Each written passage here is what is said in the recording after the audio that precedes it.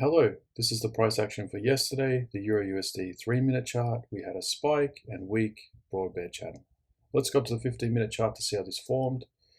So the day prior, we were still sort of trending up, and in the US session, we sort of broke out of this range we were trading the other day, and it smashed through, but it's actually broken a channel line. So it's overshot a channel line, so expecting some sort of trading range, 2 legs back, or even a reversal. And it's hit it on the third press. So generally, you're going to get some sort of reversal attempt. I just want to show you about channels as well. So a lot of people will draw their channel in when it starts. So they'll take the first swing high, swing low, and they draw their channel in. And then it will do something like this. And they will freak out and think they have to move their channel and adjust everything. But they do not have to. You just leave your channel on those first two. If it breaks out, and it comes back down and it holds, it's still in play. So that's just the rule. That's just how it works. So it overshot there and it reversed. That is a 2-bar trading range which formed, and it just reversed. So the day prior, we've sort of headed up, and we traded this the night prior. We've overshot that channel line. We've created this range, and it has tried to push up very high. It's been rejected down quite strongly. And we basically just had a breakout and a spike down and another broad, rangy channel there. And that's what we played last night. So you did have this overshoot here, which is always hard for price action traders to jump in on. When we see an overshoot, we're always expecting some kind of pullback, reversal. But if you play the smaller battle, you can trade those trades. But I'm going to show you how you do that right now. So we'll go and look at the trades for the night. But you can see that we just sort of overshot, and we've overshot a lot, and we've created this range, and we've pressed. This is only like a second press, but we've pushed out, and we've sort of broken out at the end of the night. In the US session, we've shot all the way back up. We're sort of rejecting around that point there. But let's go down here and let's look at the trades. So we've spiked down at the start of the night. I'm watching this, and you're probably watching this. I hope you had your channels on there, and I hope you didn't chase price when it shot out of here. And it's before the open. So you got to play this little battle here. I'm not liking it when it's overshooting. I'm always looking for that range, which does create. But you can play this smaller battle. So once you get this micro double top and you see the bears win, you can go short there. I didn't take this trade, but I wish I did. I just didn't have it in me to take it at the start of the night. And it headed on down, and it overshot again, and then this is where I entered. So it overshot again here and created a range. See how I'm not moving my channel? I just put it on there, and I just leave it on there, and it overshoots, and it shows me that it's going to create a range. So I'm not like trying to fit this to there or do anything like that. Just leave it as is. And it will show you the overshoots. It will show you where the range is going to form. Then this pulls back.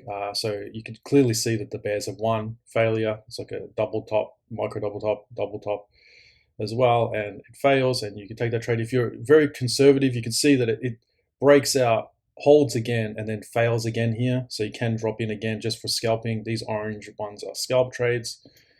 And then we head on down, and we overshoot strongly again. So now this is a much stronger overshoot than these little overshoots. This is like 3-4 bars. So now what you're going to do is the first thing you will do is you will draw your range in sideways. So you'll start from the breakout area. It can sort of happen from this micro area, or it can happen from the breakout area. This one occurred here. So the overshoot started here, and it just broke through the bigger overshoot.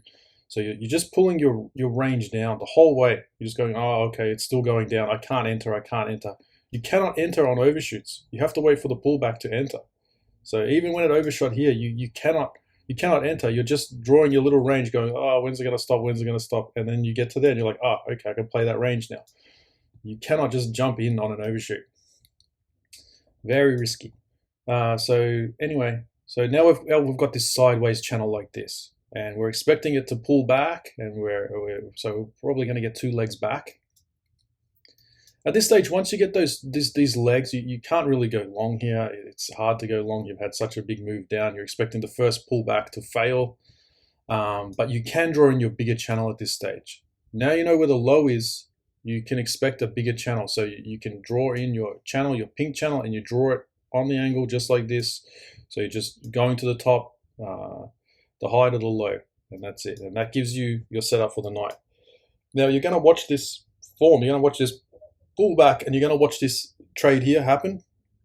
So you're going to see this. You're going to know you can't take that first trade. This is too bullish of a move. First attempt down is probably going to fail. Then you pull back. Now you're playing this bigger failure against this bearish. So you can go short here. I went short there.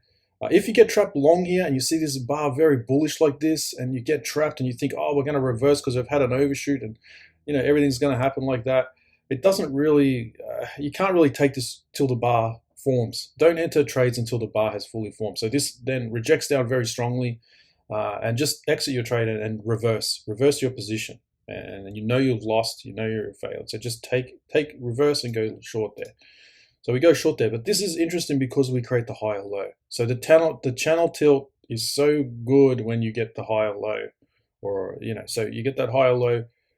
Pull your channel up. Do not change the size of it. Do not adjust the height or the width. Just tilt it until it reaches the bottom. Now you have a beautiful tilted channel, and it's heading up there. You should realize, oh, maybe we're going to create this. Maybe we're going to head all the way back over to this side of the channel. And that's exactly what happens there. I did not go long anywhere in here. I was just looking at this bigger pink channel thinking, I'll wait till we get to here. There are entries here. There is like a second entry long here. Maybe you take that trade, but I didn't take it. And then at the top here, we fail. So it's like the third press along this channel, and we fail. I better pull this down a bit. We're actually not on the correct area. The channel is actually there. The overshoot begins there. See how accurate it is?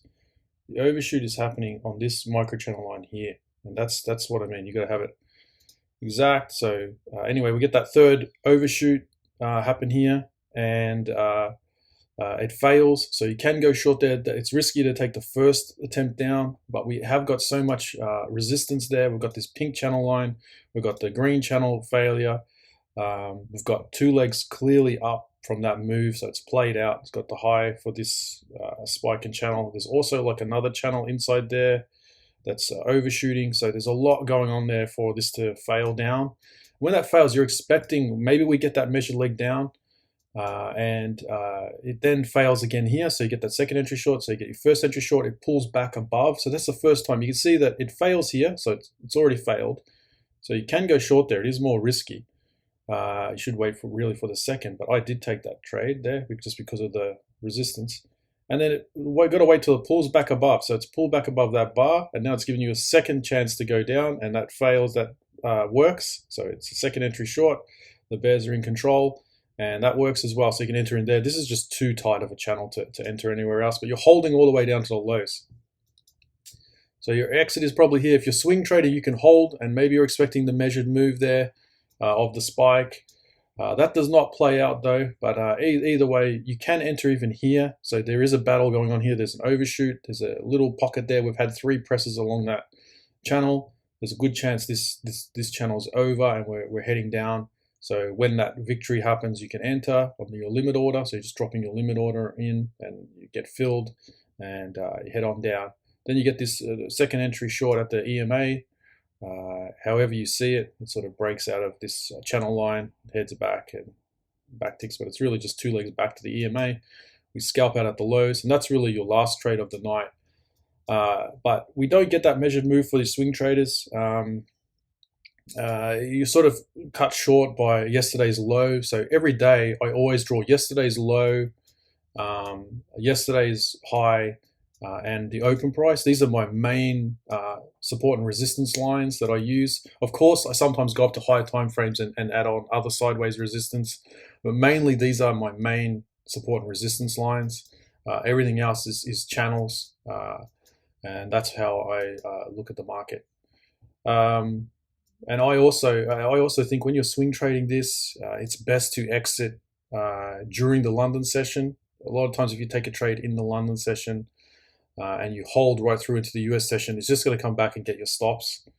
And also, when you're taking a swing trade in these sort of channels, if you understand that the channel is this big, your swing trade opportunity is at the edge of the channel. You're not sort of taking a swing from in here, outside the channel, putting your stop here, because it's just coming back there too often and it's just going to take you out. You want to take that swing trade with a decent size stop, and you're just holding for the London session.